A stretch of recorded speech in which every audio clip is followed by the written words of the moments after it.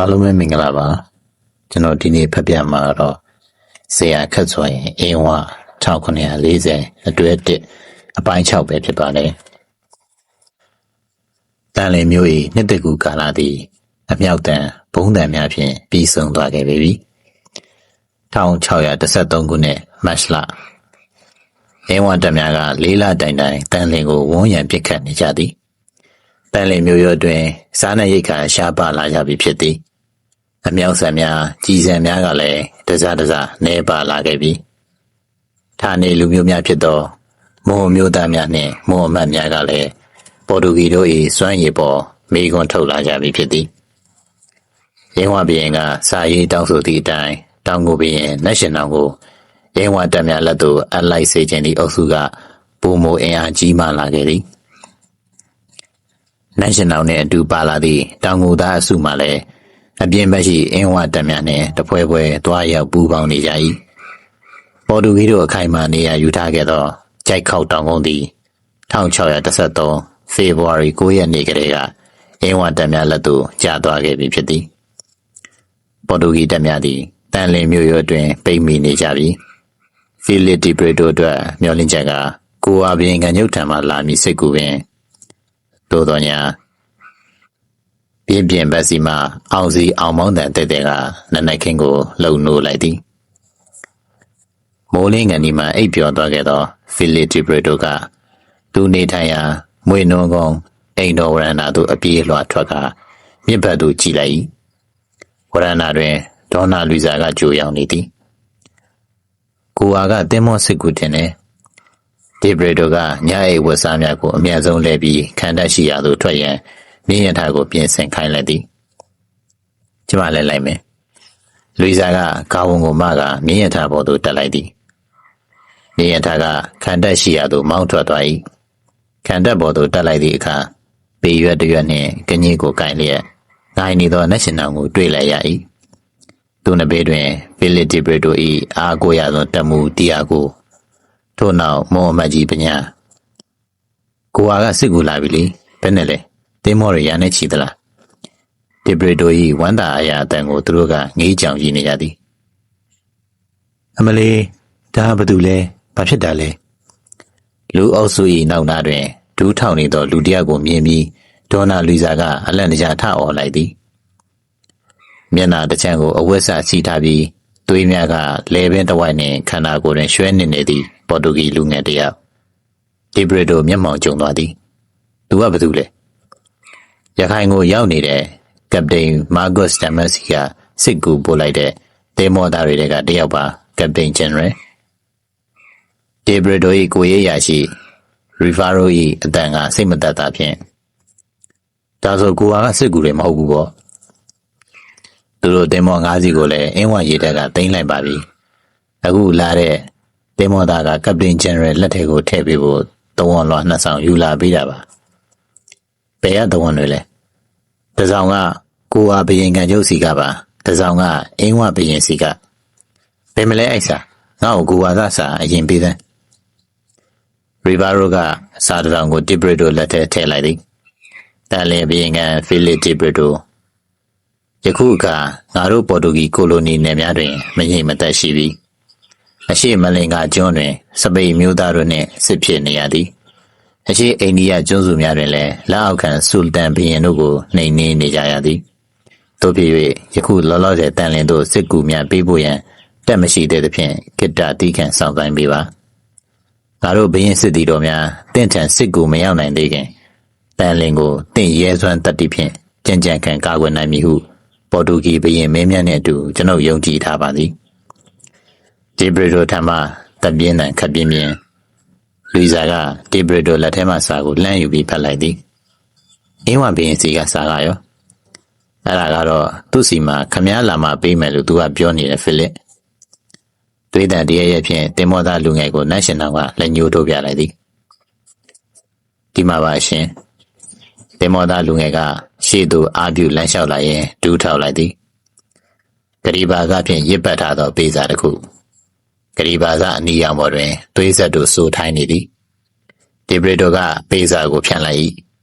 ရီဇာကလည်းဒီ ဒီဘရီတို၏ပခုံးနောက်မှနေပြီးပေစာကိုအာရုံစိုက်လိုက်သည်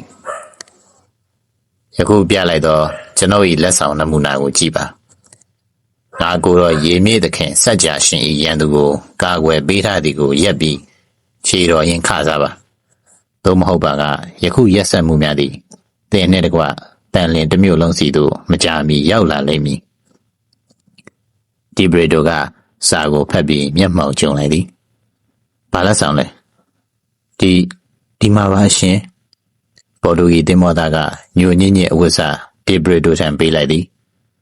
သို့တော့ဒူးထောက်လျက်ဖြစ်နေပြီးဝေဒနာကြောင့်ရှေ့သို့မတိုးနိုင်သဖြင့်ဒေါ်နာလူစာကချားမှလှမ်းယူလိုက်၏ဒေါ်နာလူစာကအဝတ်စားကိုဖြီးထုတ်လိုက်သည်အဝတ်စားက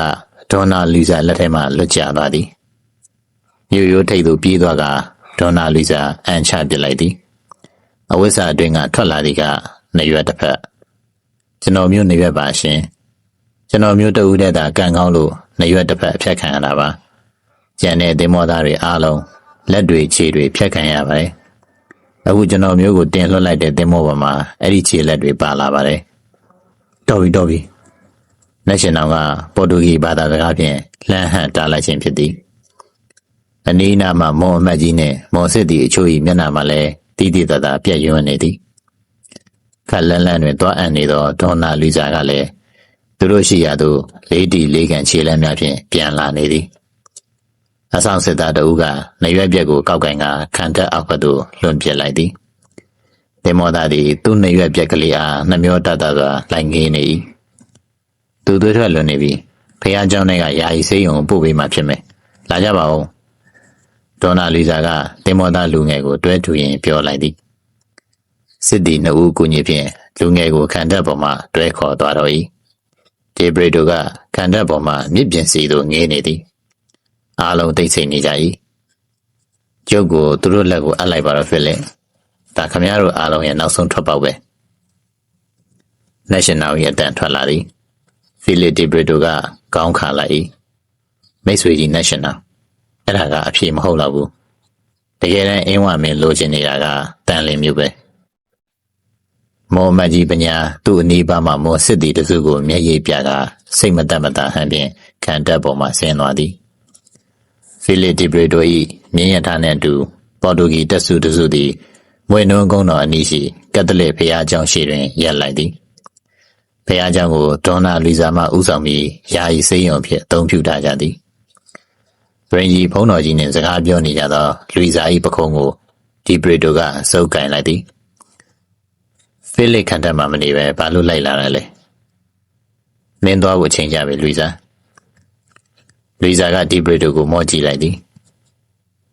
အိမ်တော်ကိုအခုသွားကြမယ်တဲနိုင်သမျှဘိုးတန်ပစ္စည်းတွေအကုန်တဲမတဲနိုင်တာကိုမြုပ်တင်တာမြုပ်ခဲ့ပြီးရင်မနက်3 နာရီထိုးတာနဲ့အသင့်ပြင်ထားတဲ့တင်မော3 ဆင်းနဲ့မင်းကိုဝါကိုထွက်ရမယ်ဟင်းရှင်းဝင်ထားပြီးကျွန်မဘဲမှမသွားဘူးပြီးတော့မြေဝမှာလည်းအင်းဝတင်မောတွေပိတ်ဆို့ထားတယ်မဟုတ်လားမင်းသွားကိုသွားရမယ်လူစားမင်းကိုဘယင်ကံမင်းမျက်စီကိုဘေးမတိရမခပဲပြန်ပို့ပေးဖို့ကိုမှတာဝန်ရှိတယ်မြေဝကအင်းဝတက်တဲ့ကိစ္စဘာမှမပူနဲ့ကိုမှအစီအစဉ်ရှိပြီးသားလူစားမင်းနဲ့အတူကပတိန်ဒီဘရီရင်နဲ့တက်စိတ်တစိတ်ထည့်ပေးလိုက်မယ်ကိုဝါကနေကိုကိုစောင်းနေကိုလိုက်လာမယ်ဒီဘရီတိုကဒေါ်နာလူစာ၏လက်ကိုဆွဲကမြင်းရထားစီဆွဲခေါ်သွား၏ထိုနေ့နနက်3 နာရီတန်လီမြို့အရှိဘက်တကားသည်ရုတ်တရက်ပွင့်သွားသည်တကားနောက်မှအမြောက်12 လက်တင်ဆောင်လာသောလက်ရထားများတကြွေကြွေဖြင့်ထွက်လာ၏အေဝတက်များ၏မလန့်မကန့်တွင်အမြောက်လှဲများရက်လိုက်ကြသည်ထိုနောက်တွင်တနက်ကင်ပေါ်တူဂီစစ်သားများနှင့်တောင်ငူစစ်သားများနေရာယူကြသည်ရုတ်တရက်ဖြစ်လာသောအခြေအနေကြောင့်အေဝတက်များတွင်မောင်းတံများအော်ဟစ်တံများစူညံသွားသည်တနက်ကိုင်တပ်သားများနောက်မှအလံတလူလူလွင့်လာသောမြင်းတပ်တွင်ဒီဘရီတိုနှင့်နက်ရှင်နောင်တို့ကရှေ့ဆုံးမှနေရာယူလိုက်ကြသည်မကြမီအမြောက်တံများစတင်ထွက်ပေါ်လာသည်အင်းဝဘမှအမြောက်များတနက်များဖြင့်ပြန်လဲပစ်ခတ်ကြသည်တန်လျင်မြို့ဘက်စီမှတနက်တံများကြားသဖြင့်မြေဝတွင်ပိတ်ဆို့ထားသောအင်းဝရည်ရက်သည်လည်းတန်လျင်ဘက်စီသို့တရောတော်ပါဦးတီထွက်လာကြသည်ထိုအချိန်တွင်တန်လျင်မြို့စိတ်ကမ်းစီမှမိမိတ်ထားသောသင်္ဘော3 စီးသည်မြေဝဘက်စီသို့ တိတ်တဆိတ်ထွက်ခွာနေတော့သည်ဒေါနာလူစားသည်တင်မောကုန်းဘက်တွင်မတ်တက်ရပြီးအမှောင်ထဲမှတန်လင်မြို့စီသို့ငေးကြည့်နေသည်ဘုံတန်အမြောက်တန်များအကြားတန်လင်ကောင်းကင်သည်တစ်ချက်တင်းထိန်သွား၏တခင်မလူစားကုန်းဘက်ပေါ်မနေပါနဲ့အင်းဝရေတပ်ကတိုက်လေတစ်စီးနှစ်စီးကိုကင်းဆောင်ထားခဲ့ပြီးလှမ်းပစ်နိုင်လို့ပါကပတိန်ဒီဘရရင်၏စကားကိုဒေါနာလူစားကအကြောင်းမပြန်ရှင်ရဲ့ကပတိန်ဂျန်နရယ်နဲ့ရဲဘော်တွေကိုဒီတိုင်းထားခဲ့ရသလားတခင်မကိုကရောက်တဲ့ထိစောင့်ရှောက်လိုက်ပါပေးရမယ်လို့ဂျန်နရယ်ကအမိန့်ပေးထားပါတယ်ဒီအချိန်မှာကျမတို့အားလုံးအတူတူရင်ဆိုင်သင့်တယ်လို့ကျမထင်တယ်ဒီဘရရင်မဖြစ်နိုင်ပါဘူးတခင်မခဏနေအင်းဝသင်းမောတွေပြန်လှည့်လိုက်ရင်ကျွန်တော်တို့အားလုံးသိရပါလိမ့်မယ်မိုးမလင်းခင်ပင်လယ်ထဲကိုရောက်မှဖြစ်ပါမယ်ထိုညတိုက်ပွဲသည်4 နာရီခန့်ကြာမြင့်ခဲ့သည်ဖိလစ်ဒီဘရဒို၏လက်မောင်းတွင်တနတ်တန်ရန်ရရှိခဲ့ပြီးမြို့ရင်းသို့ပြန်လည်ဆုတ်ခွာဝင်ရောက်ခဲ့သည်အင်းဝတပ်များမှမြို့ရိုးအခြေထိလိုက်လာပြီးလေကားများထောင်ကတက်ကြသည်ပေါ်တူဂီတပ်များကမြို့ရိုးပေါ်မှပွဲရက်ရည်ငရုတ်ရည်များလောင်းချတော့သည်နောက်တည့်ရက်လုံးအင်းဝတပ်များနှင့်ပေါ်တူဂီတပ်များအလောင်းပုံသည့်အထိတိုက်နေကြသည်1613မတ်လ29ရက်ညတနာရီတွင်မော်မတ်ကြီးပညာဦးဆောင်သောမွန်စစ်သည်များကတန်လင်မြို့တကားကိုဖွင့်ပေးလိုက်တော်သည်တောင်းချီသောအင်းဝစစ်သည်များမှမြို့တကားမှအလုံးရင်းဝင်လာကြ၏မော်မတ်ကြီးပညာဦးဆောင်သည့်ပဲခူးစစ်သည်တော်များမှသူတို့၏မိသားစုများနှင့်အတူညမှောင်ထဲတွင်တိတ်တဆိတ်ပျောက်ကွယ်သွားကြသည်ပေါ်တူဂီတပ်များနှင့်တောင်ငူတပ်များမှအင်းဝစစ်သည်များ၏အင်အားကိုမိတို့များမတွန်းလှန်နိုင်ခဲ့ကြနက်နက်လင်းသောအခါတန်လင်းသည်မီးလောင်နေသောအဆောက်အဦများနှင့်သွေးညီနှံများလှိုက်ထားနေသည်ပေါ်တူဂီစစ်သားများတောင်ငူစစ်သားများပတိကျေးစာစစ်သားများနီဂရိုဂျွန်စစ်သားများစုစုပေါင်း9000ကျော်သည်မြို့လယ်ကွင်းပြင်ကြီးတွင်တုံပန်းများအဖြစ်လက်နက်ချလိုက်ကြသည်ထိုလူအုပ်စုထဲတွင်တန်လင်းမြို့သားဖီလစ်ဒီဘရဒိုနှင့်တောင်ငူဘရင်နက်ရှင်နယ်တို့ကိုအင်းဝတပ်မှုများကလိုက်ရှာကြသည်သို့သောရှာမတွေ့မကြမီပေါ်တူဂီတပ်မှုများထဲမှအချို့ကိုထုံနှုတ်ကယာယီဆန်နှန်းအဖြစ်အနောက်ဘက်လွန်မင်းဆန်နေသည့်မွေနှုံကုန်းပေါ်မှဒီဘရဒို၏အိမ်သို့ခေါ်ဆောင်သွားကြသည်ခဏကြာတွင်ဘရင်ကိုရံတော်တပ်များပါဝင်မြို့ရင်းမှတပ်များသည်ကုန်းမြင့်ပေါ်မှကက်သလစ်ဘုရားကျောင်းလေးစီသို့ခြိတက်ပြီးဝန်းရံလိုက်ကြသည်ယာယီဆေးရုံဖြင့်ဖွင့်လှစ်ထားသည့်ဘုရားကျောင်းလေးမှာတိတ်ဆိတ်နေ၏အင်းဝစစ်တပ်များကလည်းဘုရားကျောင်း၏လေးဘက်လေးတန်းကိုအင်အားများစွာဖြင့်ပိတ်ဆို့လိုက်ပြီးဖြစ်သည်ရွှေနန်းရှင်အမိန့်တော်အားလုံးလက်နက်ချပြီးထွက်လာကြမဟုတ်ရင်အမြောက်နဲ့ပြစ်ရလိမ့်မယ်တည်ငါများတိတ်ဆိတ်နေသည်ထို့နောက်ဘုရားကျောင်း၏တကားတစ်ချက်ပွင့်လာသည်ဖာသာအန်ဒရူးဘော်ဗစ်ထွက်လာသည်သူ၏ကိုယုံသင်္ကန်းမှာ6ကက်ကက်သွေးစားများဖြင့်ညှဉ်းနှွမ်းနေသည်အားလုံးဟာဘုရားသခင်ရဲ့ဖန်ဆင်းခံတွေပါပဲကိုတော်စောင့်ရှောက်ပါဟာလေလုယာသူနောက်တွင်ဒဏ်ရာရထားသောပေါ်တူဂီစစ်သည်များတောင်ငူစစ်သည်များတဦးပြီးတဦးထွက်လာသည်အချို့ကိုသူနာပြုဖြင့်ဆောင်ရွက်နေသောပေါ်တူဂီအမျိုးသမီးများကတွဲထားကြသည်နောက်ဆုံးမှထွက်လာသူ3ဦးကိုမြင်သည်နှင့်အင်းဝစစ်သားများကတနက်များဖြင့်ချိန်ကအထက်ထက်ဝန်းရံလိုက်ကြသည်သူတို့ကဖီလစ်ဒီဘရဒိုနက်ရှင်နယ်နှင့်ရီဘေရိုဘုန်းတော်ကြီးဖေးကြွလာတယ်ဒူးတုတ်ဖီလစ်ဒီဘရဒိုနှင့်ရီဘေရိုကဒူးထောက်လိုက်ကြသည်နက်ရှင်နယ်ကဒူးမထောက်ပြေရော့နေသောရောင်တုံးကိုဖြီးချလိုက်ရာစပင်ဖားလျားဖြစ်သွားသည်ခေါင်းကိုမော့ထား၏ဘရင်နောင်၏မိတော်လက်ရှိအင်းဝမင်း၏ညီအကိုတော်သူတောင်ငူ၏ရှင်ဘရင်ဖြစ်ခဲ့ဘူးသူနက်ရှင်နယ်၏မာကျော်သောအမှုရာကြောင့်တပ်မှုများခြေမကင်မီလက်မကင်မီဖြစ်ကုန်ကြသည်အနောက်ဘက်လွန်မင်း၏ဝေါကသူတို့ရှေ့တွင်ရပ်တက်လိုက်သည်စစ်သားတွေကိုလူချင်းခွဲကြစမ်းတောင်ငူနှင့်ပေါ်တူဂီမရောစေနဲ့မော်စစ်သားတွေကိုလည်းတတ်ထားသူတို့ချင်းရောနှောတာမြင်ရင်တပ်ပစ်အနောက်ဘက်လွန်မင်းကအနီးအနားရှိတပ်မှုတိဟပတိကိုပြောလိုက်သည်သူ့ရှေ့တွင်ဒူးထောက်မနေသောနက်ရှင်နယ်ကိုအနောက်ဘက်လွန်မင်းကစူးစူးရဲရဲစိုက်ကြည့်လိုက်ပြီးပြုံးလိုက်သည်ညီတော်တောင်ငူကဘာလို့မခန့်မညာလောက်ရသလဲဒီလိုပုံစံနဲ့ပြည့်ရှင်မင်းကိုခစားရသလားပြည်တော်မင်းအချင်းချင်းဒူးထောက်เสียမရှိပါအင်းဝဘရင်ငါတို့ကညီနောင်တွေပါမင်းကဘာလို့များ ဒီကလငယ်နဲ့ပေါင်းပြီးချာနာရတယ်လေဖီလစ်ဒီဘရီတိုကငါညီနောင်ပဲငါနန်းတော်မှန်ကင်းကိုချပြီးငါ့ကိုကျွံဆက်သွင်းတဲ့နင်တို့ကိုငါဆွေမျိုးလို့မမှတ်နိုင်အနောက်ဖက်လွန်မင်းကမိသည့်စကားများမဆိုတော့ပဲအချက်ပြလိုက်သည်တပ်မှုများကလက်ရှင်နောက်ကိုခေါ်ထုတ်သွားကြသည်ကဲငစင်ကကြိုက်ခေါက်စီတွေကိုငါကိုတော့ဖူးခဲ့ပြီမောင်မင်းလှုပ်ထားတာတွေမြင်ရတော့ငါဘလောက်စိတ်ထိခဲ့တယ်ထင်လဲအဲ့ဒီအရာတွေအတွက်မောင်မင်းပြန်ပေးဆက်ရမယ်ခဏကြာတွင်ကုန်းမြင့်ပေါ်မှာဖះရှိခိုးကြောင်းလေးမှာဘီဟုံဟုံတောက်လောင်ရင်ကြံရစ်တော်သည်1613မတ်လ30ရက်နေ့မွန်းလွယ်ပိုင်းအင်းဝရေကြောင်းကြည်တက်မှတမှုဘုရားကျော်ထင်သည်တန်လင်းစိတ်ကန်းစီသို့ချင်းကပ်လာနေသောတင်းမောသုံးစင်းကိုတွေ့လိုက်ရသည်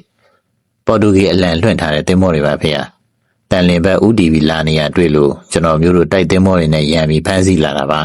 ။ဘိုးမှုတဦးကသူ့ထံလက်အုပ်ချရင်လျှောက်တင်သည်။ရစင်ကားစီလာတဲ့စစ်ကူတွေများလား။တမှုဘုရားကျော်ထင်သည်အထောက်တော်များအားတန်လင်းမြို့ရှိအနောက်ဘက်လွန်မင်းထံဆေးလှုပ်ပြီးနောက်စိတ်ကန်းသို့ချက်ချင်းဆင်းလာခဲ့သည်။တင်းမောများစိတ်ကန်းတွင်ကြောက်ချပြီးသောအခါအကြီးဆုံးတင်းမောပေါ်မှာပေါ်တူဂီအမျိုးသမီးတူဆင်းလာသည်။သူနောက်တွင်ပေါ်တူဂီစစ်သားတဦးကကြီးတော်မိုးပေးထား၏။နဘေးတွင်ပေါ်တူဂီစစ်ဗိုလ်တဦးကတနတ်အတူနှင့်ပေါ်တူဂီတရှိကိုခါးတွင်ချိတ်လျက်အမျိုးသမီးအင်းဝဘရင်ရဲ့တက်မှုရှိမှခမရဒူးထောက်ခါကားရမယ်ဆိုတာခမရနားမလဲဘူးလား။တက်မှုဘုရားကျော်တင်ကတရိုးပေါ်လက်တင်ပြီးခတ်မာပြောလိုက်သည်အမျိုးသမီးကမိခိုးလုံးများပြမှုံများဖြင့်ဖုံးလွှမ်းနေသောတန်လင်းမြို့စီကြည့်လိုက်သည်ကျမရဲ့မြို့ကိုရှင်တို့ဘာလုပ်လိုက်တာလဲအမျိုးသမီးထံမှမထင်မှတ်သောစကားတန်ကြောင့်ဘုရားကျော်ထင်မျက်မှောင်ကျုံသွားသည်ဘာမင်းရဲ့မြို့ဟုတ်လားဟုတ်တယ်ကျမကတန်လင်းရဲ့ဘုရင်ဖီလစ်ဒီဘရီတိုရဲ့မိဖုရားဒေါနာလီဇာဒီစာဓာညာပဲဘုရားကျော်သူကလှပသောပေါ်တူဂီမ၏မျက်နှာကိုစစ်စစ်ကြည့်ပြီးရှေ့သို့တိုးလာသည်ဟုတ်ပါရဲ့မိဖုရားကြီးခမညာရဲ့တန်လင်းဘုရင်ကြီးတော့မနေ့ကပဲဘုရင်အမိန့်နဲ့ဖိန်ကိုတကျင်ရှို့ပြီးကွက်မြက်လိုက်ကြပါပြီဘုရားကျော်သူ၏စကားကြောင့်ဒေါနာလူစာ၏မျက်နှာတစ်ခုလုံးသွေးဆုပ်ဖြူရော်သွားသည်ပေါ်တူဂီအမျိုးသမီး၏မာထန်သောဆက်ဆံမှုသည်မိမိမာနကိုထိပါလာသောကြောင့်သာခက်ထိထိပြောလိုက်ရတော့လဲလူစာ၏မျက်နှာအမူအရာပြောင်းလဲသွားပုံကြောင့်ဘုရားကျော်သူပင်အာတုံအာနာဖြစ်သွားရသည်ကျုပ်စိတ်မကောင်းပါဘူးခမရရှင်ဘရင်စီလိုက်ခဲ့ရလိမ့်မယ်ဟေ့ထီးကိုဖြုတ်သိမ်းသမ်းလူစာနှင့်ပေါ်တူဂီစစ်သားတို့ကိုအင်းဝစစ်သားများချန်ရန်လျက်တန်လင်းမြို့ထဲသို့ဝင်ခဲ့ကြသည်မွေနှုံးကုန်းပေါ်ရှိယာယီနန်းတော်ပေါ်သို့တွားရလမ်းတစ်လျှောက်တွင်